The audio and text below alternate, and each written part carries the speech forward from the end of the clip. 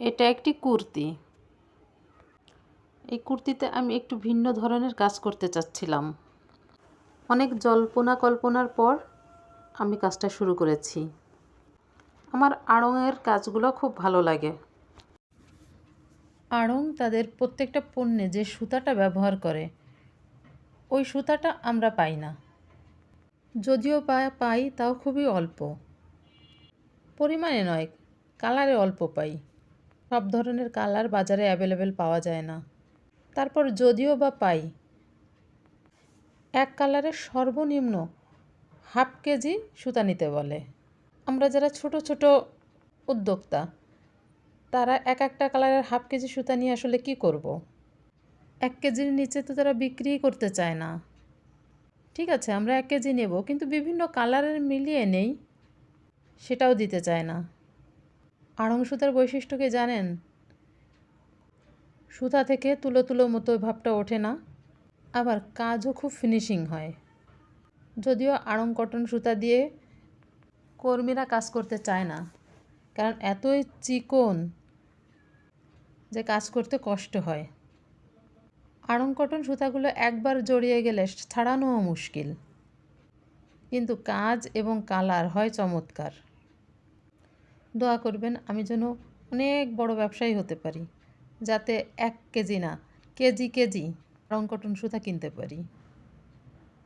আমি এই যে কুর্তির ডিজাইনটা করেছি, এখানে যদি আড়ং কটন সুতা দিয়ে কাজ করতাম তাহলে দেখতে অনেক সুন্দর হতো। আজকে আমি কুর্তির ভিতরের পাতার ডিজাইনটা করে দেখাবো। পাতার সেলাইটা করেছি কাশ্মীরি ভরাট দিয়ে। প্রথমে আমি আঠা দিয়ে বেনিটাকে বসিয়ে নিয়েছি। তারপরে একটু লক্ষ্য করলে দেখবেন আমি সুচটা ওই বেনির ভিতর থেকে একটু একটু করে উঠিয়ে নিচ্ছি, যাতে আঠা নষ্ট হলেও খুলে না আসে। কাশ্মীরি ভরাট দিয়ে সেলাই করলে যে কোনো জিনিস দেখতে খুব সুন্দর হয়। পাতার বাইরের শেপটা দিয়েছি আমি কাশ্মীরি ভরাট দিয়ে, ভেতরের অংশ দিয়েছি আমি বেনি দিয়ে। তার ভেতরের ফাঁকা অংশ আমি কী দিয়ে করেছি জানেন? তার ভেতরের ফাঁকা অংশ আমি করেছি ফ্রান্স নট দিয়ে।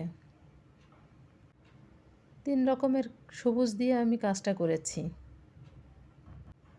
ওই যে বললাম না আমার আড়ংয়ের কাজগুলো ভালো লাগে, তাই চেষ্টা করেছি আড়ং একটা ভিউ আনার, কিন্তু সুতা ভালো না হওয়াতে ওদের মতো অতটা ফিনিশিং আসছে না।